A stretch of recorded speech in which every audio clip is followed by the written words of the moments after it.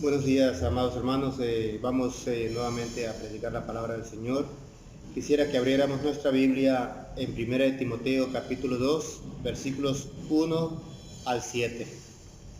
La palabra del Señor dice: exhorto ante todo a que se hagan rogativas, oraciones, peticiones y acciones de gracias por todos los hombres, por los reyes y por todos los que están en eminencia, para que vivamos quietamente y reposadamente en toda piedad y honestidad. Porque esto es bueno y agradable delante de Dios nuestro Salvador, el cual quiere que todos los hombres sean salvos y vengan al conocimiento de la verdad. Porque hay un solo Dios y un solo mediador entre Dios y los hombres, Jesucristo, hombre, el cual se dio a sí mismo en rescate por todos, de lo cual se dio testimonio a su debido tiempo. Para esto yo fui constituido predicador y apóstol, digo verdad en Cristo, no miento, y maestro de los gentiles en fe y verdad. Oremos. Te damos gracias, Dios, porque hoy, Señor, nos reunimos para alabarte y glorificarte. Cada uno, Señor, cada familia en nuestro hogar, oh Padre Santo. Te alabamos y te glorificamos. Bendice, Señor, a tu iglesia y que seas tú, Señor, siempre bendito, y que seas tú, Señor, siempre, oh Padre Santo, alguien que edifique nuestras vidas, oh Dios bendito, y que sintamos, Señor, esa edificación tuya. Pero hoy, Señor, predicamos tu palabra, Señor, que tu iglesia sea edificada por tu palabra. Bendice a cada uno de nosotros, oh Padre Santo, y bendice a un servidor, oh Dios bendito, para predicar tu palabra. Pero también, Señor, te pedimos que cada uno de nosotros pongamos dispuesto, Señor, el corazón para escuchar tu palabra. Que tu Santo Espíritu, Señor, ponga un corazón, Señor, de carne en nuestras vidas y quite, Señor, el corazón de piedra, para que tu palabra penetre hasta lo más profundo y que nosotros, Señor, te glorifiquemos y te alabemos en todo tiempo. Para gloria y honra tuya oramos en Cristo Jesús. Amén. Recordemos que estamos predicando sobre los lemas de la Reforma Protestante. Es la serie que hemos estado predicando. Ya predicamos sobre sola Escritura, sola gracia, sola fe. Hoy vamos a predicar solo Cristo. Ese es el tema de ahora, solo Cristo. Y este pasaje del apóstol Pablo, de la carta del apóstol Pablo a Timoteo, nos habla prácticamente sobre Cristo como mediador, y habla de que solamente hay un Dios y un solo mediador entre Dios y los hombres. Y da enfáticamente Pablo, dice, Jesucristo, hombre, como diciendo, es el único Dios y el único mediador, no hay más.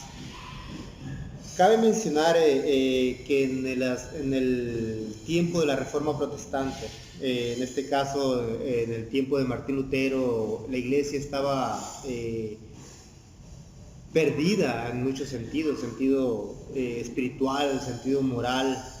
La iglesia, ya decíamos anteriormente que había prostíbulos hasta para sacerdotes en aquel tiempo, de los cuales Martín Lutero se opuso y demás, pero también hay que decir el por qué este tema de solo Cristo, por qué los reformadores y posteriormente los post-reformadores, se podría decir, ponen este lema de solo Cristo en relación a qué. El problema estaba de que en la Edad Media había una idolatría sin igual, es decir, dentro de la iglesia. Es decir, la iglesia, en este caso los creyentes, pedían a los santos, pedían a los llamados santos. ¿Y quiénes eran los santos? Eran prácticamente cristianos que habían sido mártires o que habían sido hombres de renombre, hombres y mujeres de renombre, a los cuales la iglesia empezó a canonizar como reconociéndoles una especie de santidad, pero también atribuyéndoles milagrerías, atribuyéndoles que ellos podían hacer milagros aún después de muertos. Y empezaron a ponerlos como mediadores a los santos. Y los creyentes, en este caso la iglesia institucional se podría decir, y todo lo que es el pueblo eclesiástico, iban alrededor de diferentes partes del imperio romano, de la ciudad del imperio romano, donde había alguna tumba o algún monumento o algo relacionado con algún santo, iban a hacer peregrinaciones hasta allá.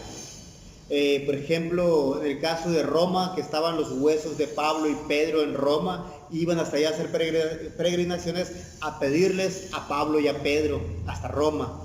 Y está también el asunto del apóstol Santiago, ahí en Compostela, ¿sí? Entonces en la península ibérica, iban a pedirle hasta Compostela a Santiago, que ya había muerto, que se dice también popularmente, se dice que no se sabe realmente dónde quedó Santiago. Algunos que dicen que en Compostela, otros dicen que en otras partes, pero el asunto está que hay 3 o 4 partes donde se atribuyen los restos de Santiago, y uno de ellos es Compostela. Y Compostela en aquel tiempo, y como hoy en la actualidad también, que se hace mención de Santiago de Compostela, la gente va y peregrina hasta allá para pedirle a Santiago. En aquel tiempo era así como lo es hoy en la actualidad. Cabe mencionar que el 12 de diciembre aquí en México hay una fiesta católica, voy a decirlo así entre comillas, sin igual, voy a decirlo, donde la gente camina kilómetros y kilómetros para llegar a la Basílica de Guadalupe para festejar a la guadalupana, ¿sí? Entonces hacen las peregrinaciones con la intención de pedirle a la Virgen de que les haga algún milagro, o a darle gracias por algo que hayan atribuido a ella, que lo haya hecho. Y en la Edad Media era algo así, similar. Había lugares alrededor del Imperio Romano donde se hacían peregrinaciones y le pedían a los santos. Buscaban tumbas de mártires para pedirles en oración. Y cabe mencionar que la Reforma Protestante empezó a enfatizar prácticamente de que se le debía de pedir a Cristo y no a los muertos difuntos, a los muertos mártires. No era a ellos a los que se les tenía que pedir. La Reforma Protestante empezó a abandonar prácticamente los santos, y voy a hacer mención de un momento donde hubo una revolución, se podría decir, en contra de las imágenes, los iconoclastas, aquellos que iban y derribaban las imágenes, y que Martín Lutero les dijo que no era así de esa manera, sino que tenían que convencer a la gente para que dejara prácticamente las prácticas de idolatría en favor de los santos. Pero sin embargo la gente en un momento arrebatados, se podría decir, empezaron a tumbar imágenes de los templos y demás. Pero cabe mencionar que la Reforma Protestante fue un parteaguas para empezar a dejar ese tipo de prácticas. Al menos los que abrazaron la Reforma dejaron el tipo de prácticas de pedirle a los santos, y reconocieron prácticamente que el único digno de gloria, el único digno de ser llamado mediador, era Cristo. Y la misma palabra lo dice. Porque hay un solo Dios y un solo mediador entre Dios y los hombres, Jesucristo, hombre. En esto prácticamente se basaron los reformadores para dejar las prácticas de idolatría. Y entonces empezaron a reconocer a Cristo como el único mediador, el único sacerdote, por decirlo así de esa manera. Y cuando hablamos de mediador y sacerdote, voy a mencionar que Cristo como sacerdote, cabe mencionar aquí que estaban los sacerdotes levíticos prácticamente, y que también posteriormente en la iglesia se le empezó a llamar a los pastores sacerdotes también, en el sentido que eran una especie de mediadores, o aquellos que llevaban la palabra de Dios al pueblo y llevaban las necesidades del pueblo a Dios. En ese sentido no hay un problema en sí, pero cabe mencionar de que el sacerdote, la función sacerdotal es prácticamente traer a Dios al pueblo y llevar al pueblo hacia Dios. Era la función sacerdotal. Y aquí hago mención de los sacerdotes levíticos, prácticamente que era su función.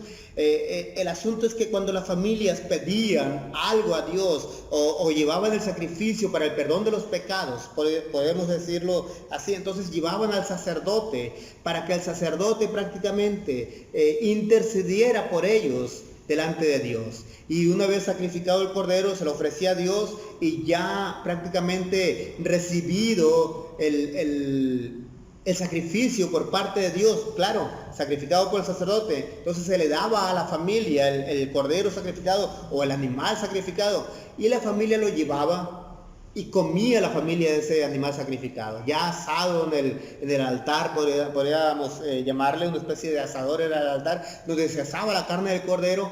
Una parte agarraba el sacerdote y otra se la llevaba la familia que llegó a sacrificar el cordero, y comían de ese, como una confirmación prácticamente de que Dios había escuchado su petición o que había perdonado su pecado. Era así con el asunto de la intervención del sacerdote. Es como decir, la mediación del sacerdote. Entonces la función del sacerdote, voy a recalcar nuevamente, que era mediar entre Dios y el hombre. Y cabe recalcar aquí que es llevar al hombre hacia Dios y traer a Dios hacia el hombre. Esa era la función del sacerdote. Pero aquí el punto es que Dios, en este caso, envía a su Hijo para que tenga la función de sacerdote. Es decir, Jesucristo es el único mediador entre Dios y los hombres. El sacerdote, cabe recalcar aquí que el sacerdote es un tipo de Cristo. Es un tipo de Cristo que llega el sacerdote a hacer la función esa de intermediario. Entonces cuando Cristo vino y hace el intermedio, voy a decirlo así, absoluto, ya no hubo más necesidad de sacerdotes. Ya Jesucristo prácticamente es el sacerdote por excelencia, y la carta a los hebreos lo llama a Jesucristo como sacerdote, pero también lo llama sumo sacerdote. Y que una vez que Él prácticamente hizo la función sacerdotal, ya no hay más sacerdotes, según la carta a los hebreos, sino que Jesucristo cumple cabalmente con la función sacerdotal. Y en ese sentido Jesucristo es de una vez sacerdote, de una vez y para siempre. Pero también cabe mencionar aquí que el sacerdote, ahorita hacía mención de ello, de que el sacerdote tomaba el sacrificio, en este caso el cordero, el chivo expiatorio, los palominos, el becerro, u otras especies de sacrificios que se presentaban delante de Dios. Pero algo que muy particular de la tipología es el cordero, y prácticamente Juan habla, he aquí el cordero de Dios que quita el pecado del mundo. Cuando ve a Jesús, hace mención de Jesús como el cordero de Dios que quita el pecado del mundo, y Jesucristo muriendo prácticamente en la cruz del Calvario es ese cordero entregado. Aquí cabe mencionar que Jesucristo funge como intermediario, funge como sacerdote, pero también cabe mencionar que funge como sacrificio. Es el cordero que se sacrifica. ¿Quién lo sacrifica? Él mismo como sacerdote. Yo pongo mi vida y la vuelvo a tomar, dice Jesús. Entonces Él mismo se ofrece a sí mismo prácticamente. Él se ofrece como sacerdote, pero se ofrece a sí mismo como cordero. Esa es la función de Jesús. Entonces Jesucristo como mediador, como sacerdote, pero también como cordero. Él es el sacrificio, Jesucristo. Y Él nos lleva a Dios y nos trae a Dios en su persona. Por eso también dice, del principio era el verbo era con Dios y el verbo era Dios. Y el verbo se hizo carne y habitó entre nosotros. Dice así el Evangelio de Juan. Entonces aquí cabe mencionar que Jesucristo funge como sacerdote y como sacrificio, como cordero. Por lo tanto, Él es intermediario delante de nosotros. Pero también otra de las cosas que hay que recalcar aquí, dice este pasaje, porque hay un solo Dios y un solo mediador entre Dios y los hombres, Jesucristo hombre, el cual se dio a sí mismo en rescate por todos, de lo cual se dio testimonio a su debido tiempo. Pero ese asunto del cual se dio a sí mismo en rescate por todos, habla aquí prácticamente de la redención que hay en Cristo Jesús. O sea, Jesucristo, solo Cristo es mediador, pero también solo Cristo es el que salva. Solo Cristo es el redentor. No hay nadie más que sea redentor. Solamente Jesucristo es redentor. Podemos mencionar a varios personajes de la historia que fueron líderes religiosos de alguna manera, como Mahoma, como Buda, como Confucio y algunos otros más, Zoroastro y otros más, que podemos mencionar a través de la historia. Pero ninguno de ellos ha sido redentor, ninguno de ellos ha sido salvador, ni tampoco han sido mediadores. Solamente Jesucristo tiene ese apelativo, ese nominativo, se podría decir. A Él solamente se le llama Salvador. Y Él es el Redentor. ¿De quién es el Redentor? Bueno, cabe mencionar que nosotros, todo ser humano, estamos esclavizados por el pecado. Y aquí el punto es de la palabra redención. Implica es esto de que cuando un hombre o una mujer era esclavo, un familiar o alguien cercano era el que pagaba el rescate para liberar al esclavo. Y en este caso, Jesucristo quiso pagar el rescate por nosotros. Él quiso pagar el rescate. Él se hizo cercano a nosotros y no obstante nos llama hijos, no obstante nos llama el pueblo, no obstante nos llama prole. Él somos parte de su familia prácticamente, y Él, viéndonos que estábamos esclavizados, Él va y paga el rescate. Pero fíjense bien, Él paga el precio para que nosotros seamos libertados del pecado. Aquí el punto es, ¿qué fue lo que dio Cristo? ¿Qué dio por ti y por mí?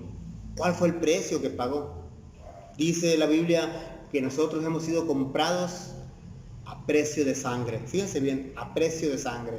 Entonces Él, como cordero, derramó la sangre delante del altar de Dios para que nosotros seamos libertados prácticamente. Él con su sangre nos libertó. Fue el precio que Él pagó por ti y por mí. Esta figura del rescate es muy particular en Jesús, en la doctrina cristológica, de la cristología de Jesús, por decirlo así. Entonces nos salvó a nosotros no porque tú y yo seamos muy buenos, no porque tú y yo hagamos cosas que a Él le gustan, no porque haya visto algo bonito en nosotros, no porque haya dicho, Él sí me convence, Él me convenció por cómo es Él o cómo es ella, me convenció, entonces voy a pagar el rescate porque me convence Él.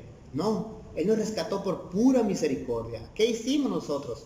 No hemos hecho absolutamente nada. Merecíamos prácticamente vivir la eternidad esclavizados por el pecado. Merecíamos eso. Sin embargo, Él nos libertó no por los méritos que nosotros hayamos tenido, sino por pura misericordia de Él. Entonces, no porque nosotros le hayamos dado algo a Él, no le dimos nada. Muchas veces ofrecemos a Dios y le decimos, Señor, si tú me das esto, yo te doy esto otro. Y lo hacemos muchas veces inconscientemente o muchas veces por ignorancia lo hacemos, pero Dios no se fija en esas cosas. Para Dios no son válidas las cosas que le ofrecemos. Para Dios es válido lo que Él hace por nosotros. Es decir, no ve nada bueno en nosotros, solamente Él nos rescata por pura misericordia. Es decir, yo tengo compasión por el miserable, como diciendo Dios. Entonces, yo lo veo miserable y no me importa cuán miserable sea, a mí lo que me interesa es tener misericordia de Él y rescatarlo. No por lo que Él me haya dado, sino por el que yo quiero tener misericordia de Él o de ella. Es lo que Jesucristo ha hecho por nosotros. Puso su vida por nosotros, derramó su sangre por nosotros, nos compró a precio de sangre. Esa es la obra salvífica de Jesucristo. Pero también cabe mencionar aquí, ya decíamos hace un momento, de que en el tiempo de la Reforma o previo a la Reforma, la gente se iba de peregrina buscando lugares de los mártires para pedirles, porque la iglesia los había hecho intercesores a los mártires, en este caso a los santos. Y ahí vemos a Pedro, a Pablo, a Santa Mónica, a San Agustín, ahí vemos a Santo Tomás, ahí vemos San Ambrosio, vemos a San Gregorio, vemos a un sinfín, todo un panteón. Cuando decimos un panteón es decir, como todo un lugar de los dioses, por decirlo así. Y Martín Lutero en el comentario que hace sobre el Magnificat, Martín Lutero habla sobre María, y Martín Lutero exalta de alguna manera a María como un instrumento de Dios, que fue algo que tendríamos que reconocer, ese reconocimiento de Dios hacia ella, no por lo que María representaba como persona, sino más bien por la elección de Dios, porque Dios la escogió para un fin, y el fin era nacer Dios mismo a través de María. Pero lo que Martín Lutero descarta prácticamente es de que se le haga una especie de Dios en María, y que la gente empiece a pedir a María y empiece a pedirle de que sane a ciertas personas o que interceda por ellos delante de Dios, y todo ese bagaje que hay detrás de María, como endiosándola. Y Martín Lutero dice que no, que ese es un sacrilegio, prácticamente es quitarle el lugar a Cristo, el lugar que le corresponde a Cristo, y dárselo a María, mientras que María misma dice: he aquí la bajeza de tu sierva. Y cuando dice la bajeza de tu sierva, es como decir, estoy revolcándome en el fango, y a pesar de ello tú has tenido misericordia de mí, te has fijado en mí, tus ojos han volteado a verme, a pesar de que yo no soy digna de que tú me veas. Prácticamente es lo que está diciendo María. Y en ese sentido Martín Lutero habla al respecto, pero Martín Lutero dice que no por ello se le va a endiosar como se le ha endiosado, y se le empiece a pedir a María, quitándole el lugar que le corresponde a Cristo para dárselo a María. Y el problema está de que si está el hijo, es más grande la mamá, dicen ellos. Entonces no funciona así. Fue un instrumento escogido nomás de parte de Dios para que su hijo naciera. Ese es el punto con María. Pero cabe mencionar que aquí en Romanos capítulo 8, versículo 34 dice: ¿quién es el que condenará? Cristo es el que murió, más aún el que también resucitó, el que además está a la diestra de Dios, el que también intercede por nosotros. Dice así el mismo Pablo hablando. Ese mismo que dice aquí: porque hay un solo Dios y un solo mediador entre Dios y los hombres, Jesucristo hombre. Habla también allá en Romanos diciendo que Jesucristo intercede por nosotros. Él es el único intercesor. Por eso cuando nosotros oramos a Dios, siempre lo hacemos en el nombre de Jesucristo, porque Jesucristo es el intercesor. No lo decimos en el nombre de Judas, no lo decimos en el nombre de María, no lo decimos en el nombre de Santiago, no lo decimos en el nombre de ninguna otra persona. Todos ellos hay que reconocer de alguna manera que fueron grandes siervos de Dios, grandes servidores de Cristo, pero no por ello tienen el privilegio o prácticamente el poder prácticamente de cumplir peticiones o responder a peticiones. Ellos no son intercesores de nadie, Solamente cabe mencionar que fueron servidores de Cristo, pero hasta ahí. Y hay que reconocer como servidores nada más, pero no adjudicándoles poderes para que ayuden a nuestra vida. Solamente Cristo tiene ese poder, aquel que creó, aquel que nació, se encarnó, aquel que murió y aquel que resucitó y que hoy está a la diestra de Dios Padre intercediendo por nosotros. Entonces, no intercede ningún santo. Aquí el problema está, como dijimos, el problema está de que en aquel tiempo se le pedía más a los santos. Cada lugar tenía su santo patrono, como hoy lo vemos aquí en México y toda Latinoamérica, y por supuesto en varias partes del mundo. En cada ciudad, en cada pueblo hay un santo patrono. Y ese santo patrono es el que hace milagros en el pueblo o en la ciudad. Así lo concibe mucha gente. Pero aquí el punto es de que no tiene ningún poder, como decíamos hace un rato. Pero también cabe mencionar que hoy en la actualidad, en nuestros tiempos, de que aún en las iglesias protestantes hay ciertas formas de idolatría también, o darles algún poder a las personas de que ellos son los que hacen milagros, por decirlo así. Hay personajes, pastores, por decirlo así, o hermanos que tienen carismas, o alguien que se les reconoce por su labor, y cuando tenemos un problema, se tiene un problema, se va hacia ellos, y hermano, quiero que ores por mí, porque Dios te usa a ti. Y eso decimos, y ese es un gran error, porque cabe mencionar que en el momento que Jesucristo murió en la cruz del Calvario, en ese momento el velo del templo se rasgó. Se rasga el velo del templo, y cuando hablamos del velo del templo, es el lugar santo, el lugar santísimo, donde solamente los sacerdotes podían entrar, y el lugar santísimo donde el sumo sacerdote podía entrar nada más. Pero cuando Jesucristo muere, se rasga el velo del templo, precisamente para dar a entender que ese tipo de sacerdocio había terminado, y que hoy prácticamente Jesucristo nos ha hecho una nación santa de reyes y sacerdotes. Y ahí viene con la reforma el reconocimiento prácticamente del sacerdocio universal del creyente, es decir, tú y yo no necesitamos de nadie excepto de Cristo. De nadie necesitamos para tener acceso a Dios. Solamente pedir directamente a Cristo y Él nos responde. No, es que voy a ir con el hermano aquel porque aquel sí Dios le escucha. A él sí le escucha Dios. A mí no me escucha Dios. ¿En qué error caemos muchas veces el pensar así, de esa manera? Si tú en este momento tienes una necesidad, sin necesidad de ir a nadie, puedes tú llegar y delante de Dios doblar rodillas y decirle al Señor, Señor, ayúdame en este momento. Y el Señor te escucha, porque el Señor te ha hecho sacerdote para que tú seas tu propio intermediario de alguna manera.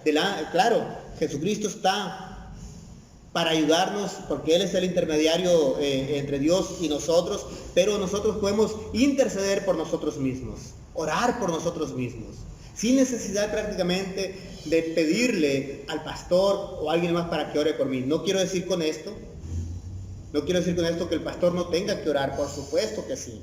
El pastor ora, como también lo dice aquí, exhorto ante todo a que se hagan rogativas, oraciones, peticiones y acciones de gracias por todos los hombres, por los reyes y por todos los que están en eminencia, para que vivamos quietos y reposadamente en toda piedad y honestidad.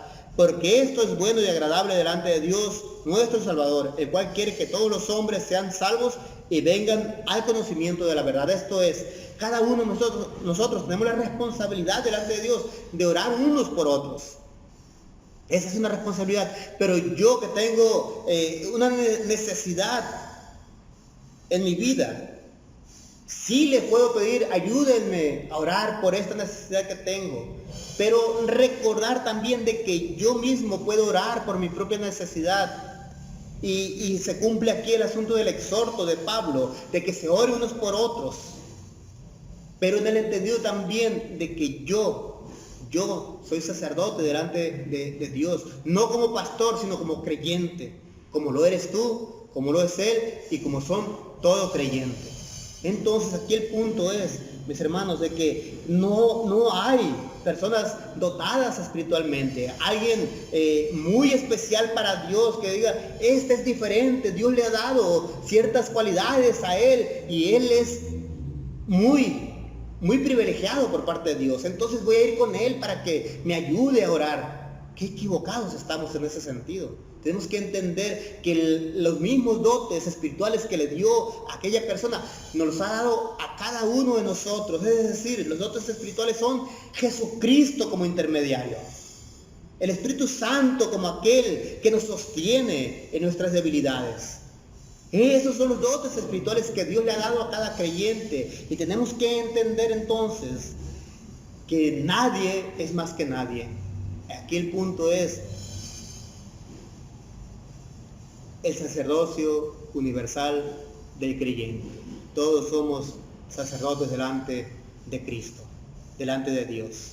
Y Jesucristo como intermediario entre Dios y nosotros, como sumo sacerdote delante de Dios y nosotros. Por lo tanto, Jesucristo es el intercesor también.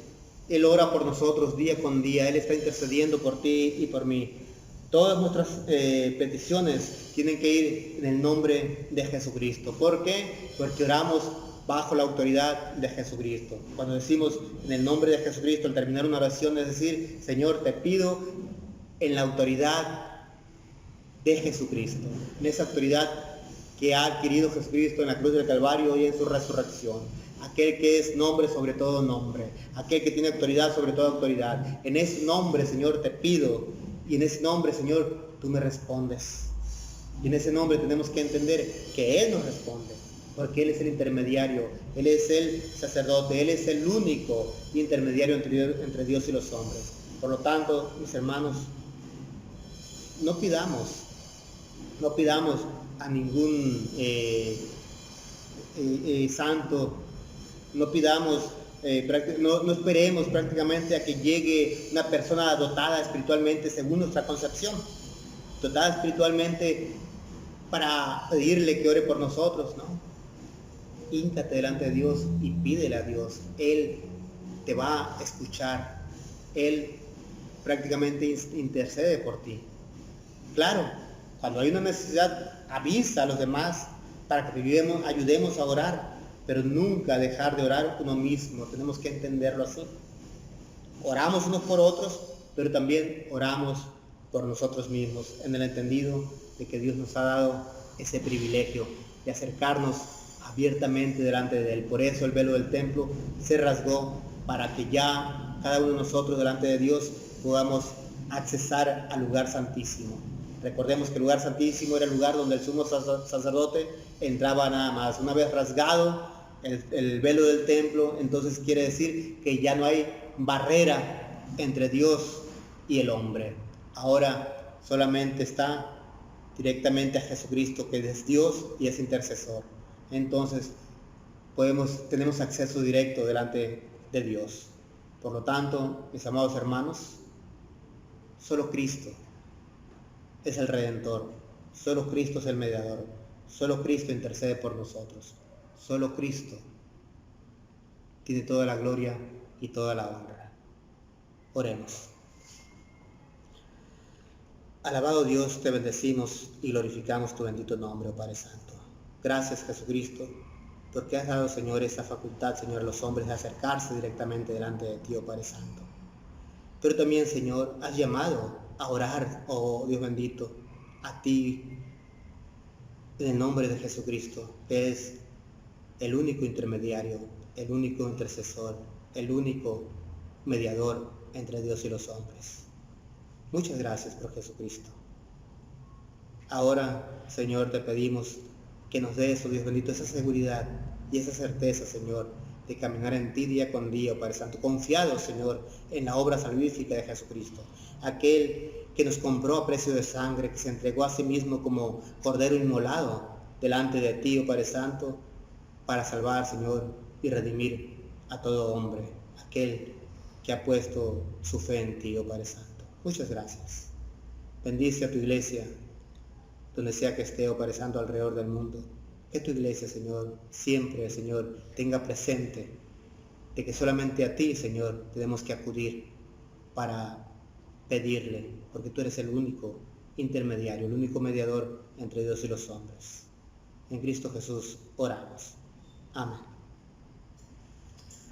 Y ahora, mis amados hermanos, que la misericordia de Dios, la gracia de su Hijo Jesucristo, el amor, la paz de su Santo Espíritu sea con cada uno de vosotros y sus familias hoy y siempre. Amén.